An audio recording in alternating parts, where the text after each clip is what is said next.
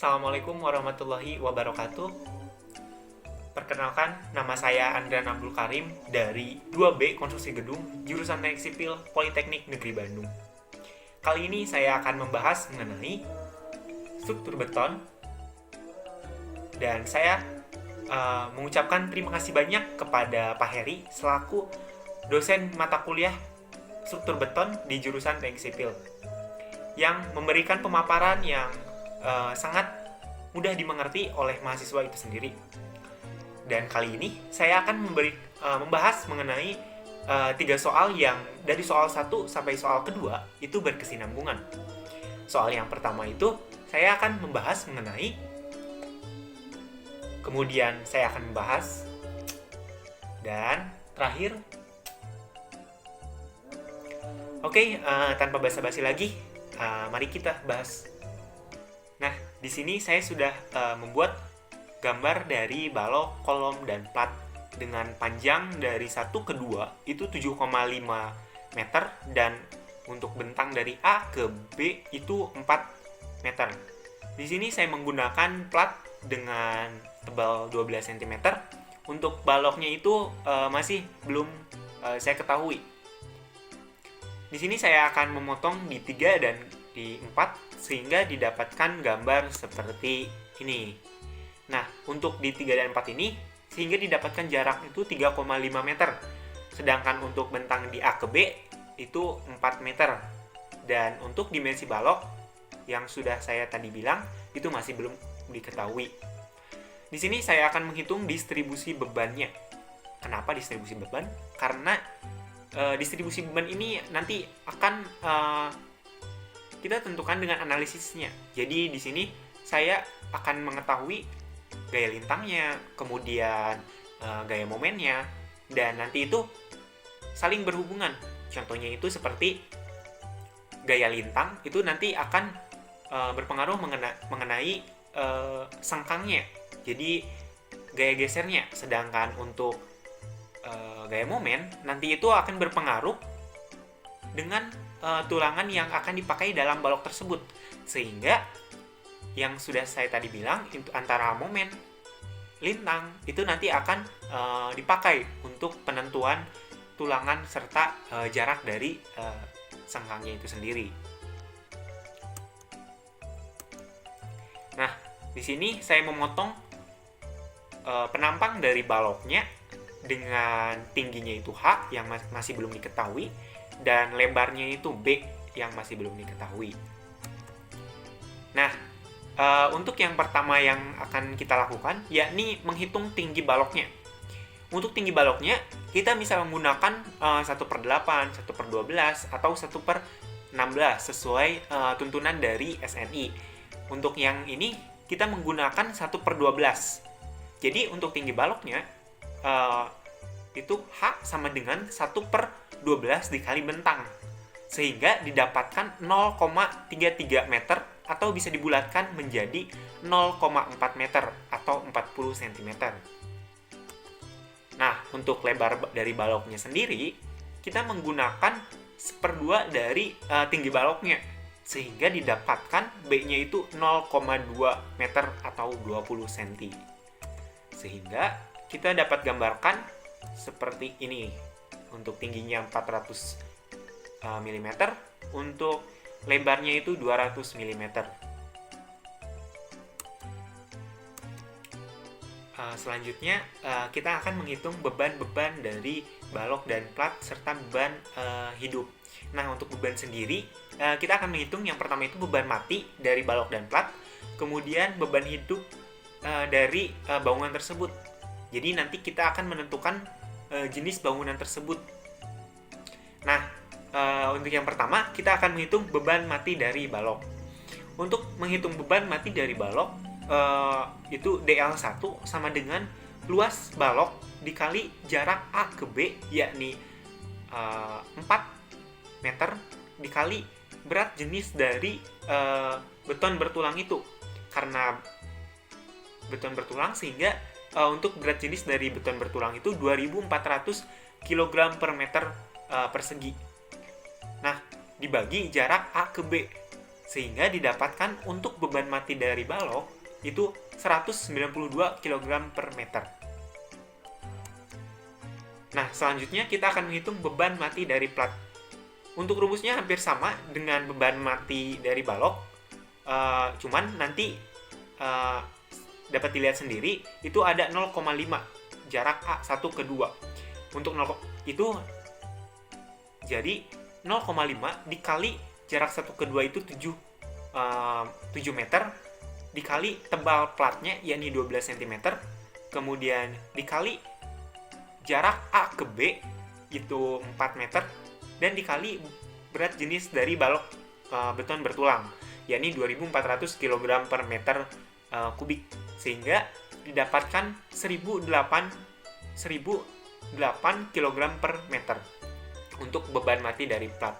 Sehingga untuk total keseluruhan dari beban matinya sendiri dari bangunan tersebut yakni 1200 kg per meter dengan cara menjumlahkan beban mati ditambah beban, maksud saya dengan menjumlahkan beban mati dari balok ditambah beban mati dari plat, sehingga didapat 1200 kg per meter. Selanjutnya kita akan menghitung beban hidup dari bangunan tersebut. Kita akan menggunakan beban hidup rumah tinggal dengan menurut SNI itu 200 kg per meter persegi. Jadi nanti beban hidup ini jarak A ke B yakni 4 meter dikali 0,5 dikali jarak 1 ke 2 yakni 0,5 dikali 7 dan dikali beban hidup rumah tinggal yakni 200 kg per meter kubik dibagi jarak A ke B, sehingga didapatkan untuk beban hidupnya sendiri 700 kg per meter.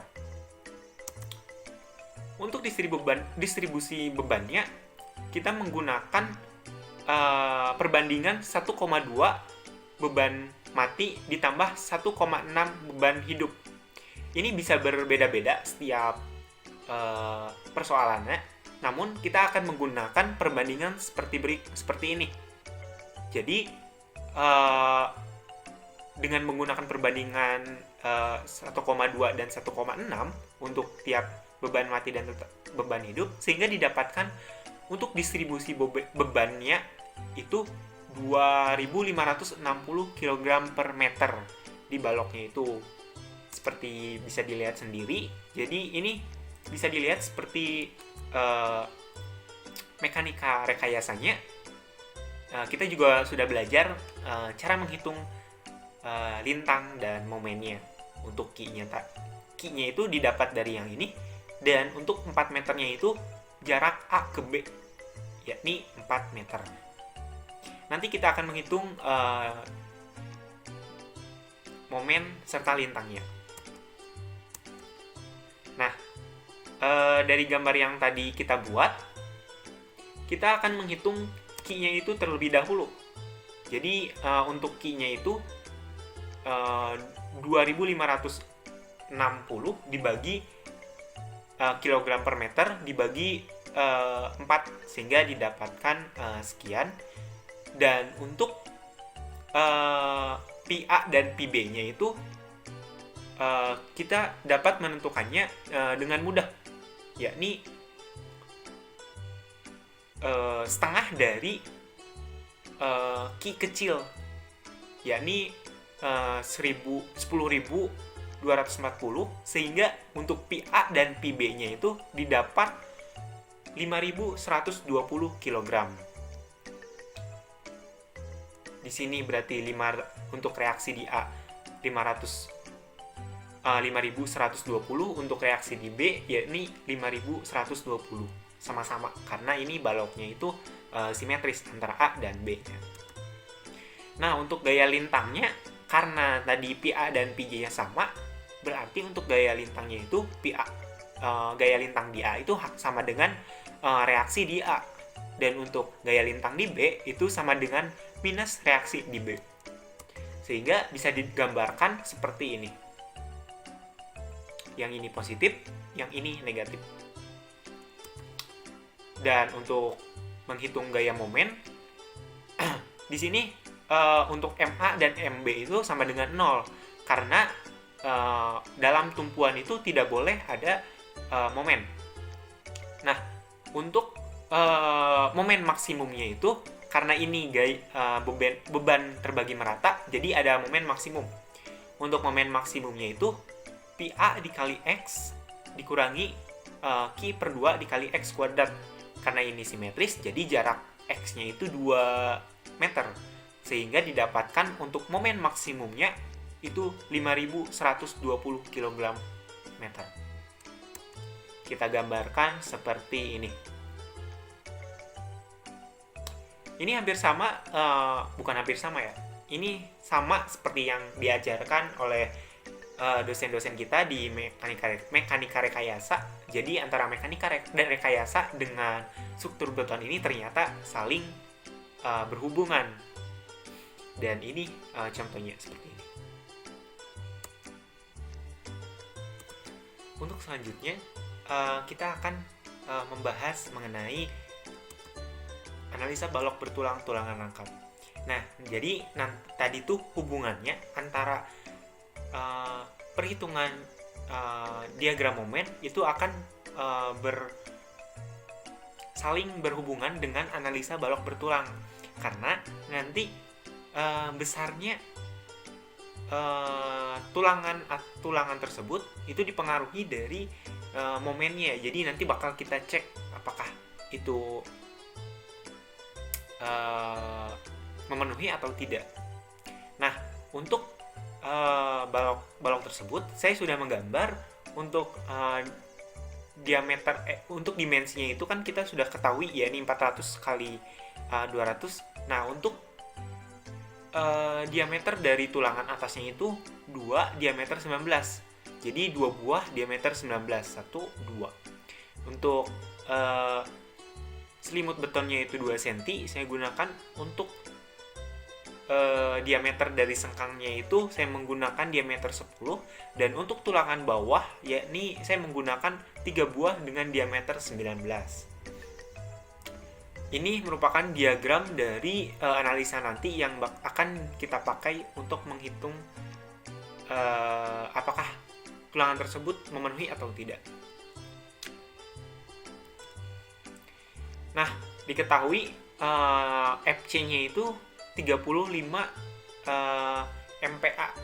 Kemudian untuk F aksen Y-nya itu saya menggunakan 325 megapascal. Nah, yang pertama itu kita akan menghitung D dan D aksen. Jadi D aksen itu sama aja dengan DS, karena diameter atas dan bawah itu tulangannya sama. Nah, untuk D-nya itu tinggi dikurangi DS. Jadi DS itu selimut beton ditambah sengkang ditambah setengah dari diameter tulangan, sehingga didapatkan untuk D-nya itu 360,5. Sedangkan untuk D aksen itu sama dengan DS, jadi 39,5. Selanjutnya kita akan mencari beta. Nah, untuk beta itu sebenarnya kita dapat menggunakan 2 cara apabila FC-nya itu ada yang kurang dari 28 megapascal dan ada yang lebih dari 28 megapascal.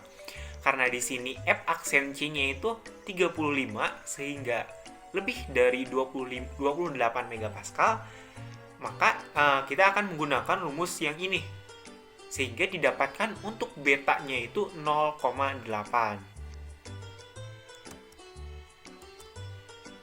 Nah, selanjutnya kita akan menghitung luas tulangannya. Yang pertama itu akan menghitung AS min-nya tersebut. Nah, kenapa ada 2? Karena nanti kita akan cek apakah yang ini dan yang ini itu lebih besar yang mana, dan yang diambilnya itu yang lebih besar.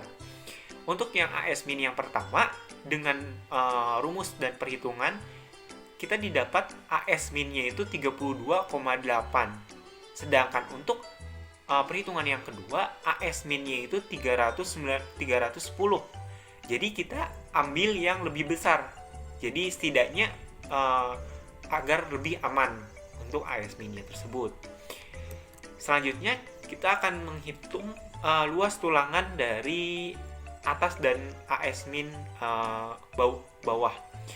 Untuk AS atas itu, maksudnya untuk AS yang bawah, karena tulangan itu berbentuk lingkaran, sehingga untuk menghitung luasnya itu menggunakan luas lingkaran, cuman dikali jumlah dari tulangan tersebut. Karena yang bawah itu kita menggunakan 3 diameter 19, sehingga didapat AS yang bawah itu dengan menggunakan N-nya itu 3 buah, itu 850,58, sehingga memenuhi dari AS min yang ini.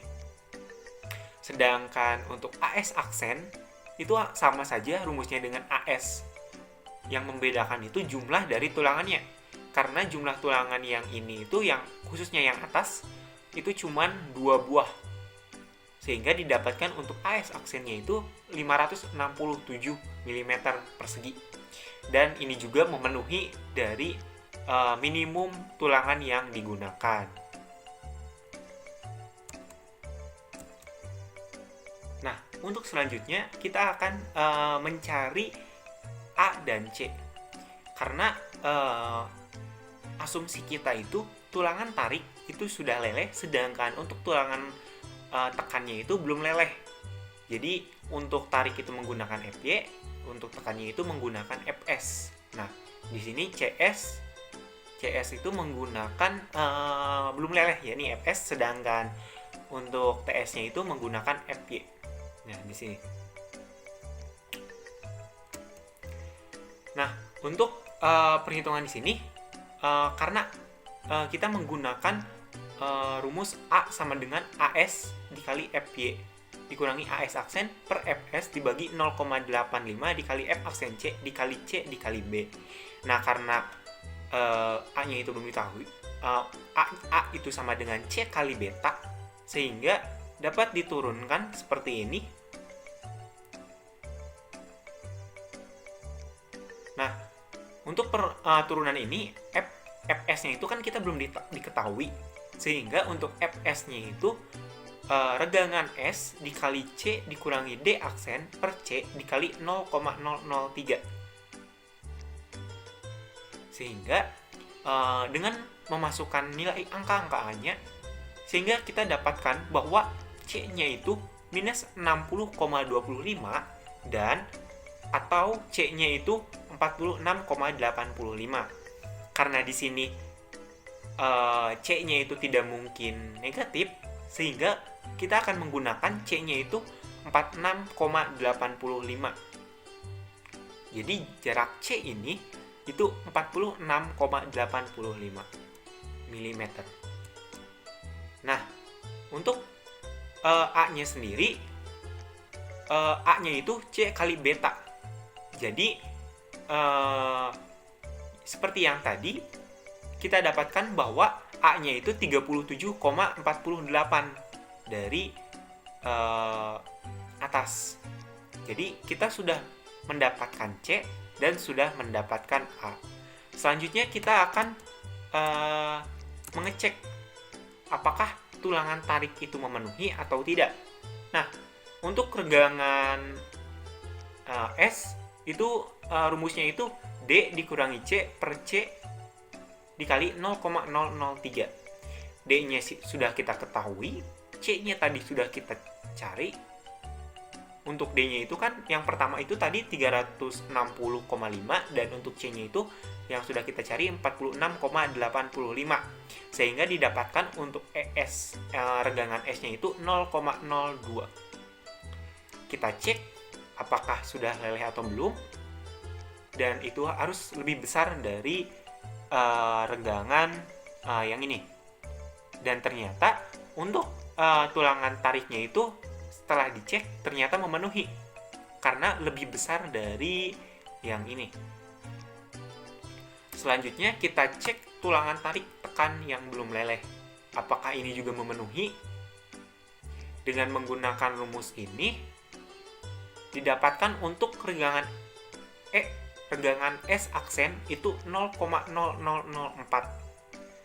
Sehingga kita cek, oh ternyata di sini sudah memenuhi karena regangan S aksen itu harus kurang dari regangan Y, dan regangan S itu 0,0004 sedangkan regangan Y 0,00163. Berarti keduanya ini memenuhi dari yang kita analisa.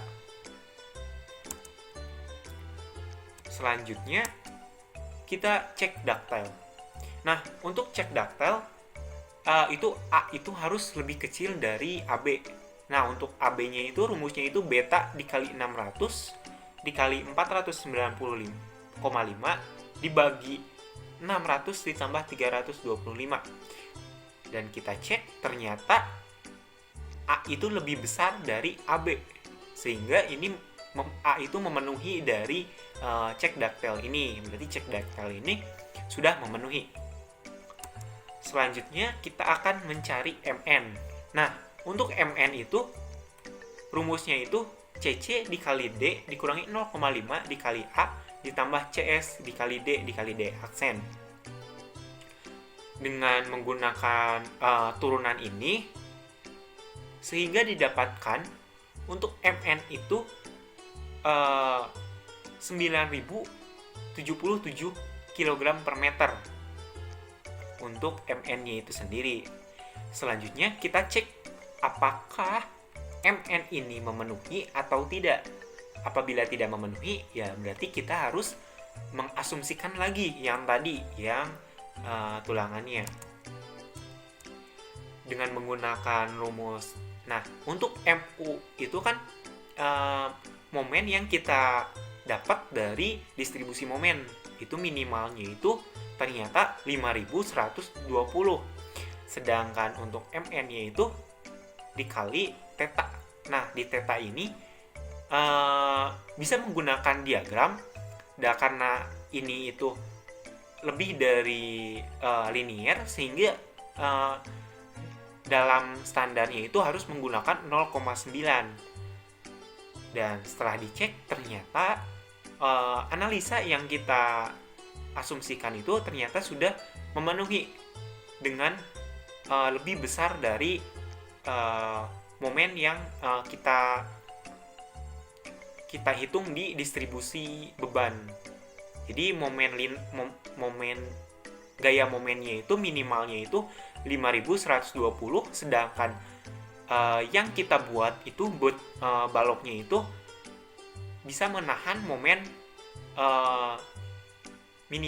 maksimal itu 8169. Berarti untuk momen rancang ini sudah memenuhi. Nah, selanjutnya kita akan ke yang ketiga. Nah, yang ketiga itu berhubungan dengan gaya lintang. Nah, yang ketiga itu yang sudah kita tadi kasih tahu, yakni analisa desain tulangan geser. Nah, analisa desain tulangan geser ini nanti akan berhubungan dengan jarak sengkangnya itu sendiri. Jadi, jaraknya itu berapa sih? Minimal nya itu berapa gitu, biar memenuhi dari gaya lintang ini. Karena lintang ini tuh nanti akan kita lihat selanjutnya gitu di desain tulangan geser. Nah, di sini kan yang sudah kita ketahui untuk lintangnya itu 5120 plus dan minimnya di A dan di B. Nah, yang seperti yang sudah kita ketahui untuk FY-nya itu 325 megapascal, untuk F aksen C-nya itu 35 megapascal, dan FYT-nya itu 240 megapascal. Untuk selimut betonnya itu 20 mm dan diameter sengkangnya itu 10 mm. Nah, untuk jaraknya kan kita masih belum ketahui karena di sini kita akan mencari jarak tiap sengkangnya. Nah, yang pertama itu seperti tadi, yakni menghitung D dan D aksen. Didapat 360,5 dan D aksennya itu 39,5. Selanjutnya kita akan menghitung PC. Nah, di sini itu PC-nya itu dengan menggunakan rumus yang ini didapat PC-nya itu dengan memasukkan angka-angkanya, yakni 0,17 dikali lambda. Nah, karena lambdanya di sini itu kita membuat beton normal, sehingga lambdanya itu 1 dikali F aksen C 35 dikali BW-nya itu 200 dan D-nya itu 360, sehingga didapatkan untuk PC-nya itu 72.513 Newton.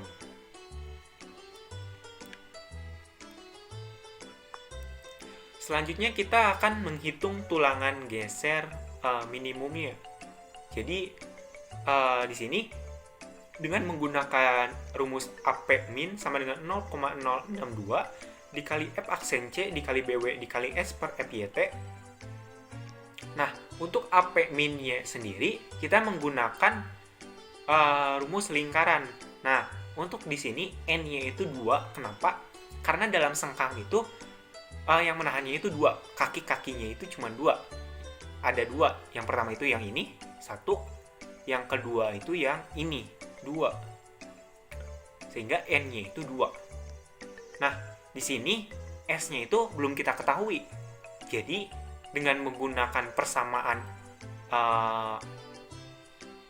AP min dengan 0,062 dikali F aksen C dikali BW dikali S per FYT, sehingga didapatkan untuk jarak tiap sengkangnya itu 196,24 atau dibulatkan 200 mm atau 20 cm.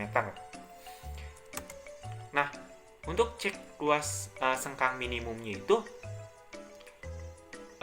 dengan menggunakan rumus ini, sehingga didapatkan AP minimumnya itu 160,08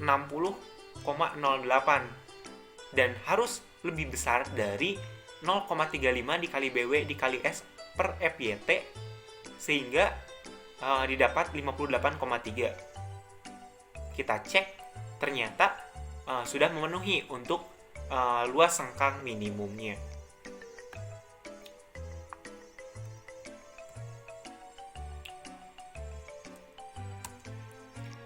Selanjutnya kita akan menghitung jarak dari sengkangnya, apakah jarak minimum atau tidak. Nah, untuk yang pertama kita akan menghitung PC kali tetanya. Nah, untuk tetanya sendiri itu 0,75.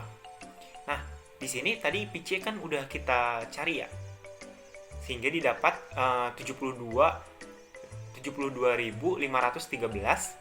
Nah, kemudian kita kalikan dengan theta, sehingga didapatkan 54.385 Newton. Nah, selanjutnya setengah dari PC dikali theta, sehingga didapatkan 27.192 Newton. Kemudian kita gambarkan. Nah, gambarnya itu seperti ini. Jadi, ini PC dikali theta, sedangkan ini setengah dari PC dikali theta. Jadi untuk minimum dari MU-nya, maksud saya untuk lintangnya itu minimumnya itu di sini, di tengah-tengah antara setengah PC dengan dikali PC. Jadi di sini itu nanti kita akan lakukan dengan tulang sengkang jaraknya minimum, dan di sini itu bisa digunakan dengan sengkang atau tidak. Jadi bisa menggunakan sengkang atau tidak menggunakan sengkang, namun di lapangan biasanya disamakan dengan tulangan minimumnya.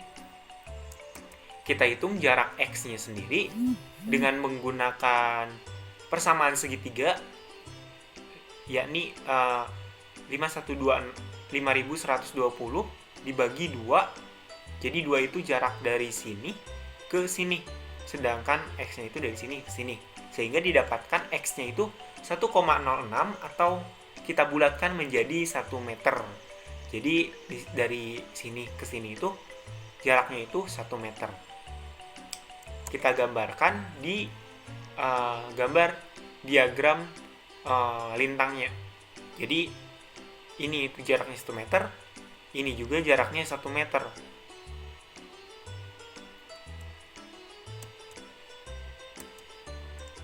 Kemudian kita cek jarak sengkangnya. Tadi kan yang pertama kita udah tahu jarak sengkangnya itu 200 mm. Nah, untuk minimumnya itu untuk maksimumnya itu jarak sengkangnya itu tidak boleh lebih dari D per 2. Nah, untuk D-nya itu kan 360,5. Kemudian kita bagi 2, didapat 180,5. Kemudian kita bulatkan jadi 180 mm atau 18 cm. Karena yang tadi kita dapat jaraknya itu 20 cm, jadi kita ambil yang paling kecil, yaitu 18 mm untuk jarak sengkangnya itu. Nah, untuk PS-nya itu kita juga mencari PS. Dengan menggunakan rumus yang ini, kita dapat bahwa PS-nya itu 2093 Newton. Maksud saya 2093 kilogram.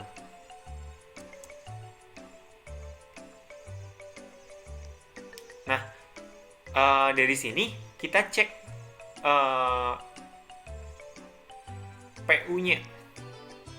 Jadi di sini untuk lintangnya sendiri kan kita sudah cari tadi di distribusi di bagian 1 di distribusi beban, kita dapatkan bahwa nilai dari VU-nya itu 5120. Kemudian ini itu harus lebih besar, lebih kecil dibanding 0,75 dikali PC ditambah PS. Nah, ini untuk pengecekannya dari hasil-hasil tadi kita masukkan angka-angkanya sehingga didapat untuk PU-nya itu 51.200 Newton lebih kecil dibanding 55.954, sehingga untuk dari hasil analisa ini kita simpulkan bahwa ini tuh memenuhi dari lintang minimumnya. Kesimpulan dari analisa ketiga contoh soal tadi, kita dapat bahwa dimensi dari baloknya sendiri yakni 400 kali 200 mm. Kemudian tulangan atasnya itu 2 buah dengan diameter 19. Kemudian selimut betonnya 2 cm. Kemudian untuk sengkangnya sendiri kita gunakan diameter 10 dengan jarak 18 cm. Kemudian untuk tulangan bawahnya didapat 3 buah dengan diameter 19. Ini untuk gambar dari penampang baloknya sendiri. Nah, ini untuk gambar potongan melintang dari balok. Jadi untuk jarak tiap sengkangnya itu 180. Nah, untuk yang bawah itu 3 buah dan yang atasnya itu 3 buah.